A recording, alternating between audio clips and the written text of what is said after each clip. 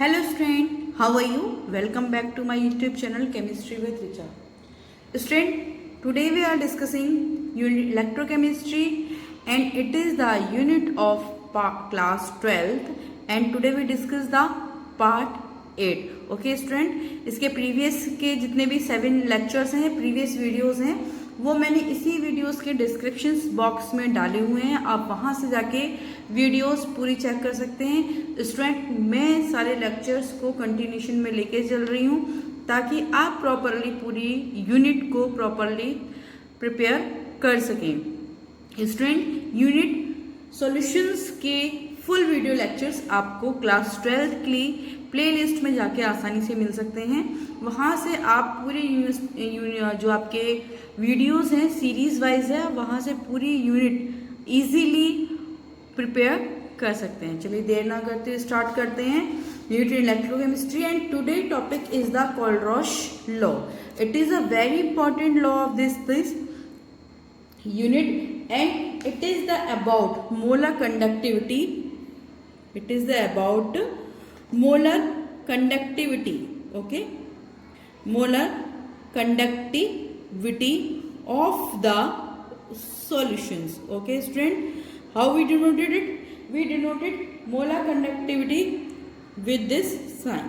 Okay, because of we are talking, इसमें जो हम मोलर कंडक्टिविटी लेंगे वो इन्फिनिट डायल्यूशंस की लेंगे, इसलिए मैंने यहाँ पे इन्फिनिट का साइन लिया हुआ है। So Kohlrausch study extremely molar conductivity at infinite dilution for the large number of strong electrolytes. He found the difference between the value of he found the difference between the value of strong electrolytes having a common and cation and anion। उसने देखा कि strong electrolytes में किसमें common cation and A9, जो number of होता है strong electrolytes में common cation और स्ट्रॉन्ग इलेक्ट्रोलाइट्स में का अगर मोलर कंडक्टिविटी के डायल्यूशंस में देखें, कैटायन और एनायन के डायल्यूशंस में जो नंबर होते हैं एबव कॉमन होते हैं। जैसे अगर एग्जांपल देखें हम, सो NaCl में अगर मैं देखूं तो इसकी मोलर कंडक्टिविटी जो होती है 126 4.5, और अगर हम डिफरेंस देखेंगे तो दोनों में 23.41 का होगा। इलेक्ट्रोलाइट अगर मैं सॉल्यूशंस में देखूं इसमें NaCl में, और इसके अगर मैं देखूं 126.45 का होगा, और इसमें अगर हम देखें डिफरेंस हो जाएगा 2.06 का हो जाएगा। सो स्टूडेंट, अगर हम इसमें देखें, so the ordinary weak electrolyte does not ionised in a much solutions, क्योंकि इसमें अब आपको दिखाया गया था कि जो स्ट्रॉन्ग इलेक्ट्रोलाइट्स होते हैं उनमें कैटायन आयनाइन के कॉमन नंबर होते हैं, लेकिन जो ऑर्डिनरी वीक इलेक्ट्रोलाइट्स होते हैं, कैसे वीक इलेक्ट्रोलाइट्स होते हैं, ठीक है, वीक इलेक्ट्रोलाइट्स होते हैं, वो आयोनाइजेशन जो होता है सॉल्यूशंस में उनका आयोनाइजेशन कैसे होगा, not much more and solutions, कि अगर हम आपके स्ट्रॉन्ग इलेक्ट्रोलाइट की कंपैरिजन में करें तो उसमें आयोनाइजेशन जो होगा ज़्यादा सॉल्यूशंस में नहीं होगा, क्योंकि उसमें वीक होते हैं इलेक्ट्रोलाइट्स में।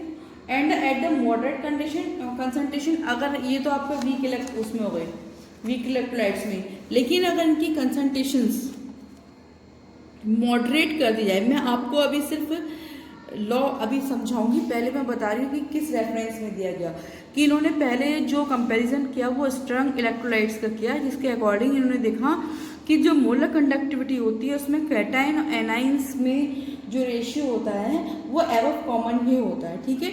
लेकिन वीक इलेक्ट्रोलाइट्स में जो होता है आयन जो होते हैं आपके प्रॉपरली जो आयोनाइज जो होता है सॉल्यूशंस में प्रॉपर नहीं होता, लेकिन मॉडरेट कंसंट्रेशंस में जो होता है ना, moderate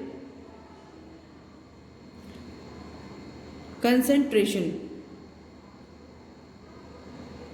in a moderate concentration only few molecules of weak electrolyte undergo dissociation into ion, therefore at the moderate concentration the concentrations of free ion, the concentrations of free ions in solution is much less than compared as to strong electrolyte. यानी अगर हम देखें moderate electro concentrations में भी जो free ion थे solutions में वो आपके स्ट्रॉन्ग इलेक्ट्रोलाइट के कंपैरिजन में लेस थे. So due to low concentration of free ion in the solution at the moderate concentration the molar conductivity of solution of weak electrolyte is low, much lower than the strong electrolytes. Okay, so ionisation in a complete infinite dilute solutions. अब इन्होंने infinite dilutions जो लिया उसके according however the value of molar conductivity for weak electrolytes. So weak electrolyte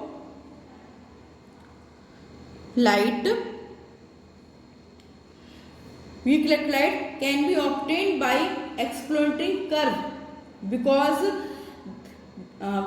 the molar conductivity and the concentrations half curve are highly curved in the it is not possible to extrapolate of them correctly. So the value of molar conductivity, value of molar conductivity for a weak electrolyte is generally calculated with the help of Kohlrausch law. तो जो भी weak electrolytes होते हैं student, यह भी आपको मैंने एक चीज़ समझाई है कि जो स्ट्रॉन्ग इलेक्ट्रोलाइट्स होते हैं उनमें जो मोलर कंडक्टिविटी होती है वो एक कॉमन होती है जिसमें प्रॉपरली कैटायन और एक प्रॉपरली एनाइंस के रेशियो में होते हैं, लेकिन वीक इलेक्ट्रोलाइट्स में होते हैं. ठीक है. So the value of molar conductivity यानी इन्फिनिट डाइल्यूशंस पे. Okay, the molar conductivity at the infinite dilutions for a weak electrolyte. So weak for a weak electrolyte is generally calculated with the help of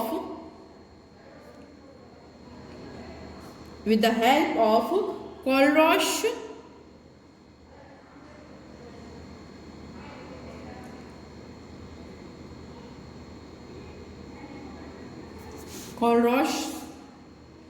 law. Okay student, यानी जो Kohlrausch law है वो किसके लिए define करता है, तो आप एक हल्का सा एक आउटलाइन इसकी अगर अपने माइंड में सेट करेंगे तो जो कोलरॉश लॉ होता है it is a use for the measuring molar conductivity of the weak electrolytes. यानी वीक इलेक्ट्रोलाइट्स में लो कंसंट्रेशन होता है तो उसमें आयनेशन कम होता है, उसके लिए प्रॉपर कोलरॉश ने एक लॉ दिया and that is called Kohlrausch law. According to this अगर हम डेफिनेशन फॉर्म में देखें इसको, let's see the molar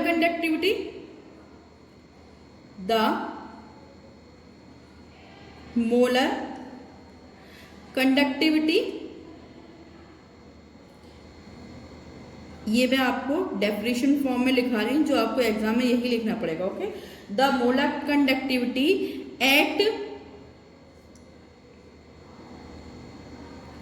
infinite dilution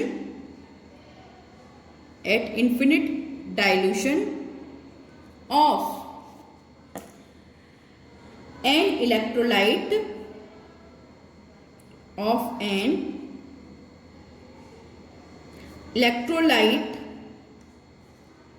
is equal to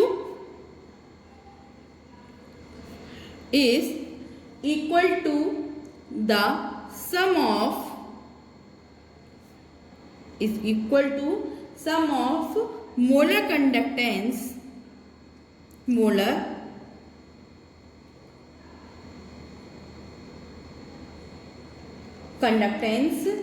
terms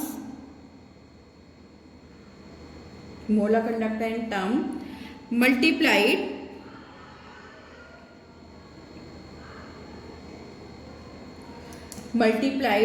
by the number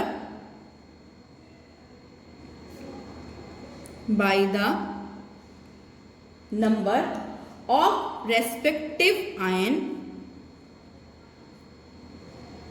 of respective ion present in the formula unit of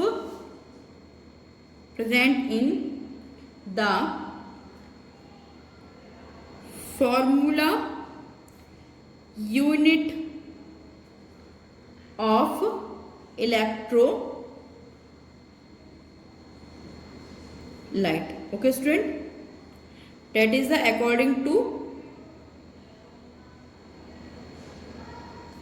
Kohlrausch law.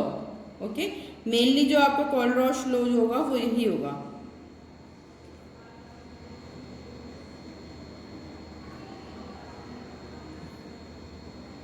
Kohlrausch law. Okay, so let's see. So molar conductivity of an infinite dilution of an electrolyte is equal to the sum of molar conductance at the conductance term multiple of by the number of respective ion present in the formula unit of the electrolytes. Okay, so this is the your Kohlrausch law. अगर आप definition term में लिखेंगे तो आपको इसके according लिखेंगे. तो किसी होता है ये जो आपके वीक इलेक्ट्रोलाइट्स होते हैं इन्फिनिट डाइल्यूशंस पे, उनके लिए मोलर कंडक्टिविटी काउंट करने के लिए हम कोलरॉश लॉ को यूज करते हैं. So according to this law अगर हम देखें, if let's see, if the dilutions of या और molar conductivity of positive ion is that and lambda minus infinity. For the molar conductivity it is for the cation and it is for the anion. Okay student, so according to the Kohlrausch law, so what is the, ये तो क्या है आपकी molar conductivity cation की और ये anion की है. तो total molar conductivity equal to cation at the infinite dilutions and plus anion at the infinite dilutions. ठीक है, so there is a number of plus and minus equal to number of cation anion at the present according to the formula of the dilution. So that is your according to the Kohlrausch law. Okay, तो चलिए student इसके एक दो example देख लेते हैं हम. Let's see, that is your formula. Okay, अगर हम HCl के लिए देखें, आप स्क्रीनशॉट ले लीजिए आप लोग इसका. स्टूडेंट जैसे आप प्रॉपर स्क्रीनशॉट लेके नोट्स बना लीजिए ताकि आपको आगे स्टडी करने में आसानी रहे. और प्लीज़ प्लीज़ प्लीज़ चैनल को सब्सक्राइब जरूर करें और जो भी आपके फ्रेंड्स हैं या साथ के और भी जो भी स्टूडेंट हैं उनके साथ शेयर करें और उन्हें प्लीज़ सजेस्ट जरूर करें. ओके, चलिए आगे इसके एग्जाम्पल देख लेते हैं. ये तो मैंने टोटल बताया था, अब देखते हैं. चलिए लेट्स सी. फॉर HCl, मान लीजिए अगर आपका सॉल्यूशन HCl का है, for HCl, so what is the molar conductivity for it. So molar conductivity at the infinite dilution equal to, so इसमें आपके पॉजिटिव आयन कौन से होंगे, यानी H ion, number of positive ion and number of negative ion equal to chlorine. Okay student, अगर हम इसको देखें for the barium chloride, for barium chloride, so molar conductivity of barium chloride at infinite पर dilution equal to, तो positive ion हो जाएगा इसमें barium at infinite dilutions and the chlorine is the,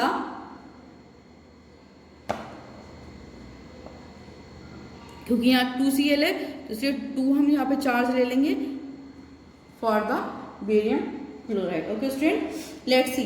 now we discuss applications of Kohlrausch law. फटाफट से discuss कर लेते हैं, अदरवाइज वीडियो बहुत ज़्यादा लेंथी हो जाती है. देखिए स्टूडेंट, सीनियर मोस्ट क्लास की आपकी केमिस्ट्री है एंड मैं बहुत कोशिश करती हूँ कि इसको शॉर्ट में आप तक सारी बातें क्लियरली टॉपिक क्लियर करा पाऊँ, लेकिन फिर भी टॉपिक्स ऐसे होते हैं कि आप उनको बहुत ज़रूरत से ज़्यादा शॉर्ट भी नहीं कर सकते हैं, ठीक है।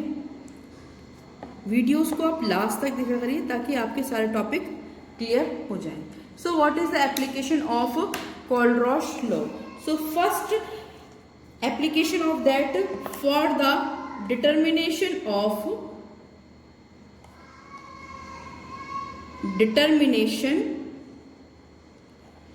of molar conductivity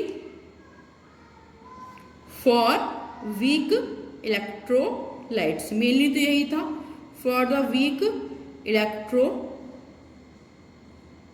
Okay, as we have seen earlier, the value of molar conductivity of infinite dilution for a weak electrolyte cannot be obtained by exploiting molar conductivity and the concentration curve. So the value of weak electrolyte can be easily determined by this help of Kohlrausch law. Okay, and the second determination, degree of dissociation of weak electrolyte, and determination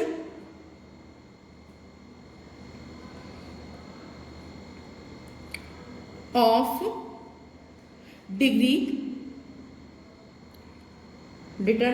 degree of dissociations of a weak electrolyte. So degree of dissociations weak electrolytes के लिए भी हम इसको use करते हैं.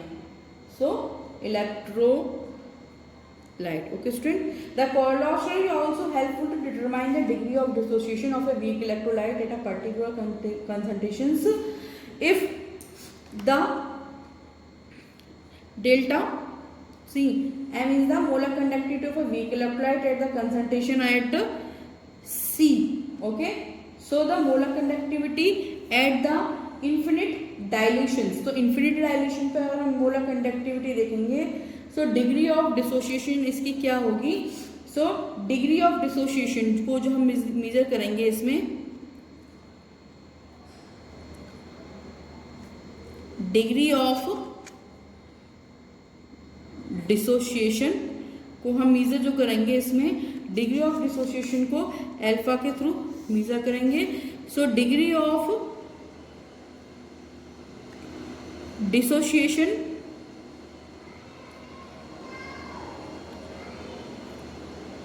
Eight infinite dilution. ठीक है, ये तो कंसंट्रेशन मोलर पे है, लेकिन अगर मैं इन्फिनिट डाइल्यूशंस पे देखूं, okay, at infinite dilutions, so molar conductivity is equal to delta C, molar conductivity infinite dilutions पे अगर मैं देखूंगी upon molar conductivity at infinite dilution. तो अगर हम यहाँ फॉर्मूला देखेंगे तो it is the molar conductivity at the particular concentrations, और अगर मैं यहाँ पे देखूंगी तो number of positive ion plus number of negative ion. So that is the formula for the degree of the dissociations. Let's take a screenshot of this. Okay student, देखिए यहाँ से. So this is the formula for the degree of dissociation. And the third and the last part, application of it. It is okay? Yes. Determine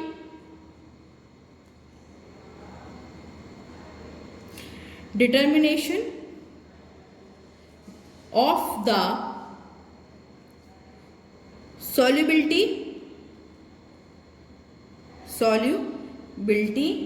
of a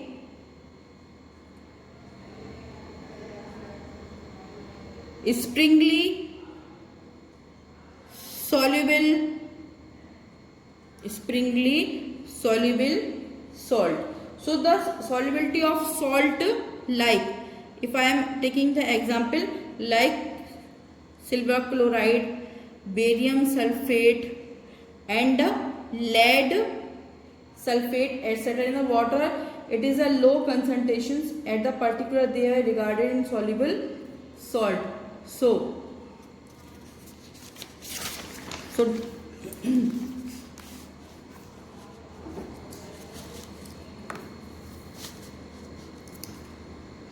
salt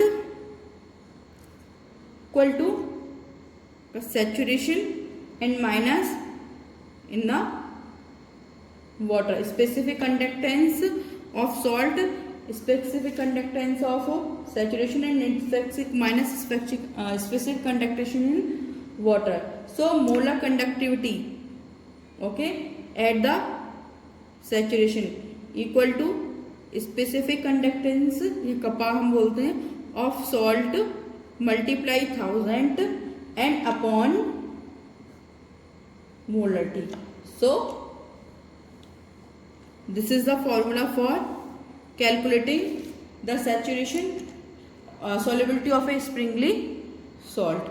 और अगर हम यहाँ से molarity calculate करें तो molarity equal to kappa salt, okay, specific conductivity of a salt upon 1000. और अगर मैं यहाँ पे इसको इधर कन्वर्ट करूँगी, so it is a number of positive ion eight the infinite dilutions plus and number of negative ion eight the infinite dilution.